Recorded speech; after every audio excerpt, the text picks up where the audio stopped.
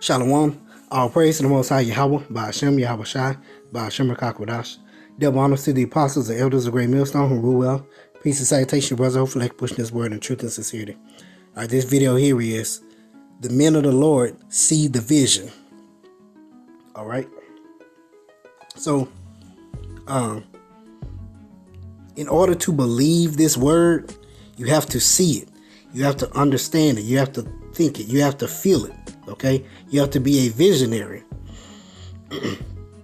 And the men of the Lord, the reason why the elect will believe so hard or stand so stiffly is because they see it.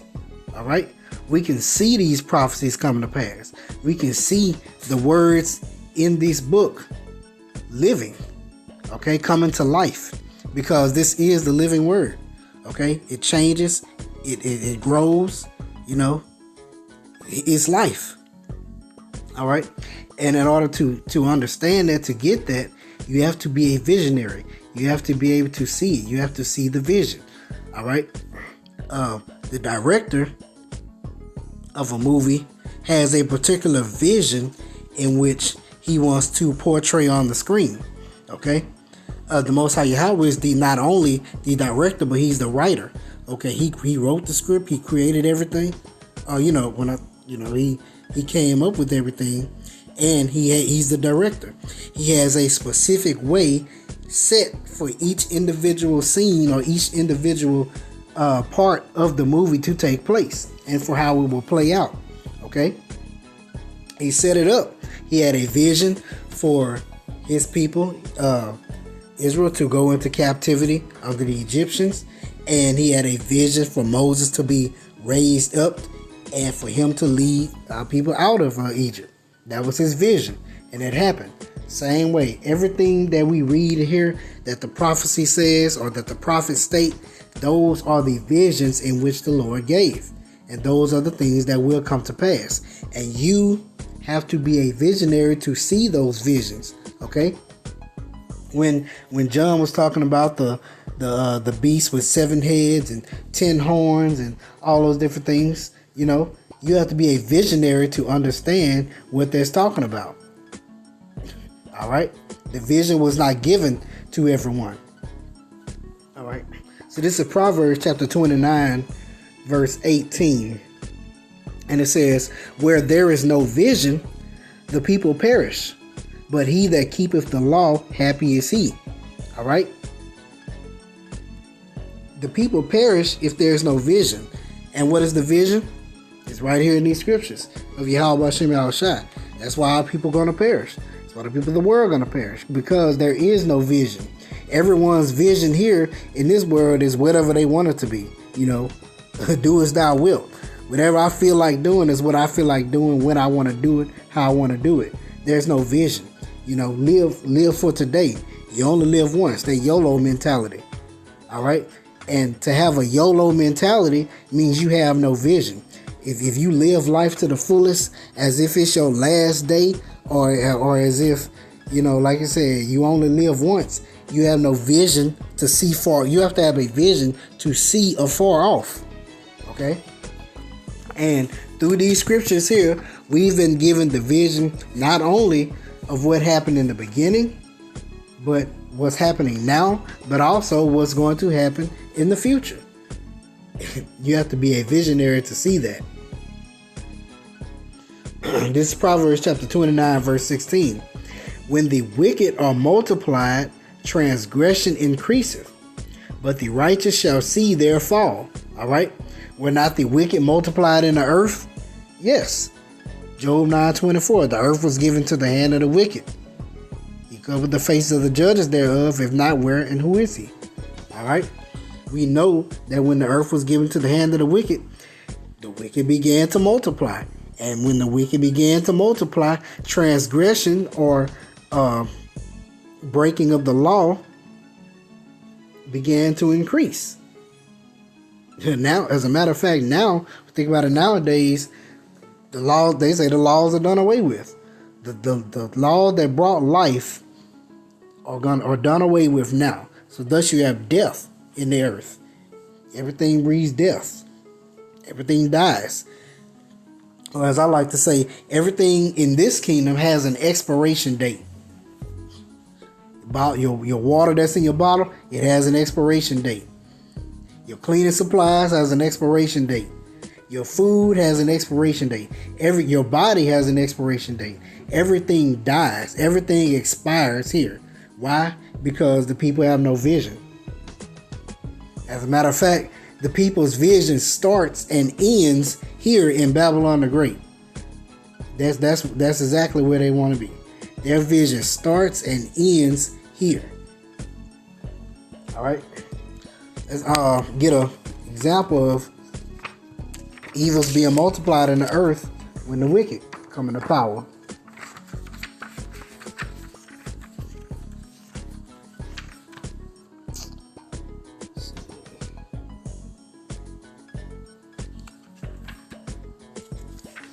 It says,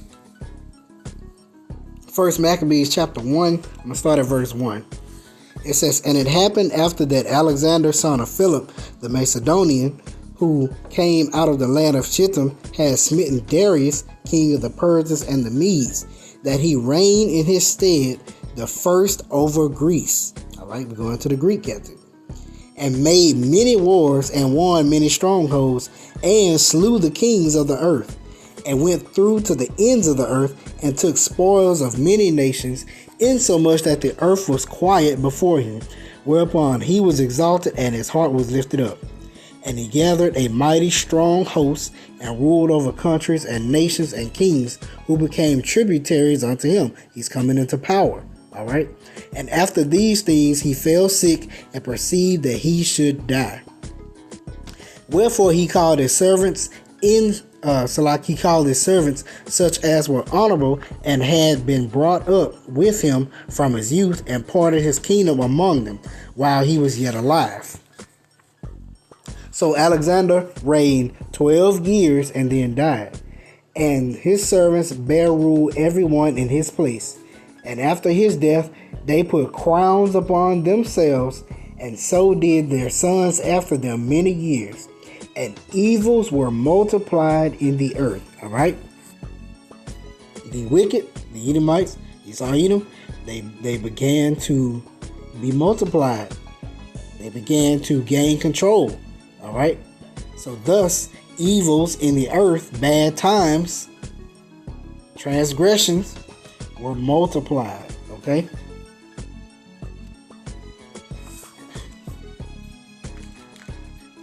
Now, like I say, you have to be a visionary to understand or to see what's going on. Okay, when you read the script, you can't just go by what you currently seeing. Like, say we're in Act 3, or the third major scene of the movie, and you're losing. Okay, your character is losing, but we have the vision to see at the very end of the script or the end of the movie is written that your character is going to win or have gained the victory over the enemy. So why be afraid? Okay, and this is the vision which Yahweh Shai has put forth. It's Hosea chapter 4 verse 6. "My people are destroyed for lack of knowledge. Because thou hast rejected knowledge, I will also reject thee, that thou shalt be no priest to me." Okay? Our people reject the knowledge. Our people reject the vision. The vision has been given unto them, but they reject it. "Seeing thou hast forgotten the law of thy power, I will also forget thy children." All right? But this is why our people can't see the vision. They lack the knowledge. Okay? They lack the spirit to understand what's going on in the earth. The many things that are happening in the earth, the many moving parts. All right? When you think about a movie, if you ever look at the behind the scenes of a movie, there are so many moving parts within a movie that helps create that particular vision that the director wants. All right? You have the antagonist, you have the protagonist, you have the extras, you have the support characters, you have the scene, you have scene lighting, you have the scenery, the setting, the mood, the music, all kind of different things that play a part. Same thing is happening now. All right, you got the Esau and Jacob, the enmity between them, the perpetual hatred, the war between Esau and Jacob. Then you have the extras, the other nations. Okay, Esau being the antagonist, Jacob being the protagonist, the extra nations be the heathen nations being the extras. Okay, you have the stage being set up. You have the wars going on, the proxy wars. You have the supply chain crisis. You have the demic, the serpent sauce, the juicy juice going on. You have so many moving parts going on within this movie right now. Okay? And it's all for the director's vision. And the men of the Lord, the elect, will see that vision. All right? Let's see.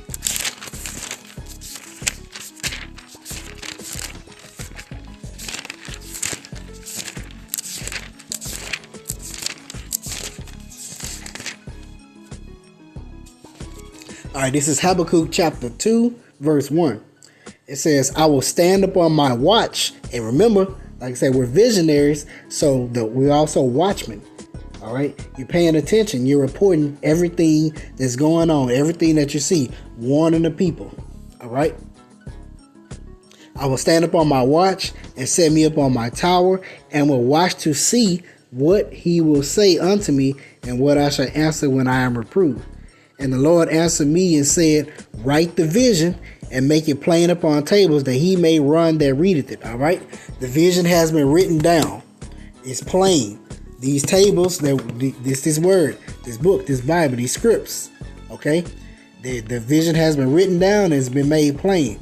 Okay. Why? Because we begin the spirit to understand and to see it. Verse 3. For the vision is yet for an appointed time, but at the end it shall speak and not lie. Though it tarry, wait for it, because it will surely come. It will not tarry. All right. The end of this thing, Esau, Edom is going to go down. Babylon the Great is going to be destroyed. It's going to be turned into a lake of fire. The elect will be caught up to meet Yahushua in the chariots. Okay. And Yahushua will just destroy this place. It's a vision. Okay, that's set for an appointed time. It seems like it's tarrying, or it seems like it's taking a long time, but it's really not. Because although, yes, the end of this thing seems like it's taking a long time, but so, like I just said, so many moving parts are currently happening. So many things are going on at the same time. So it's working a work that's going to be worked in the end. All right? So let me grab this here, that final vision. This is Obadiah chapter 1, verse 1. The vision of Obadiah, all right, the vision that was given unto him. Thus saith the Lord power concerning Edom. We have heard a rumor from the Lord, and an ambassador is sent among the heathen. Arise ye, and let us rise up against her in the battle. Behold, I have made thee small among the heathen, and thou art greatly despised. The pride of thine heart hath deceived thee, thou that dwellest in the clefts of the rock, whose habitation is high. You got your skyscrapers, and that have said in his heart, who shall bring me down to the ground? That's their pride. Okay? Though thou exalt thyself as the eagle, and though thou set thy nest among the stars, this will I bring thee down, saith the Lord. Okay? That's the vision. The end goal, the end game. Esau Edom is going to be brought down to the ground, brought down to the pits of hell, the lowest of the low, where they belong. But we can see that this vision was given unto Obadiah. This vision is given unto Habakkuk. This vision is given unto Isaiah, Jeremiah, all the prophets. All right. All the prophets had visions, and they can see it. Okay. But the elect or the men of the Lord can see the vision. All right. So, call Allah Yahweh Shem Al Shah, Shem Kakodash. Hope you edified. Shalom.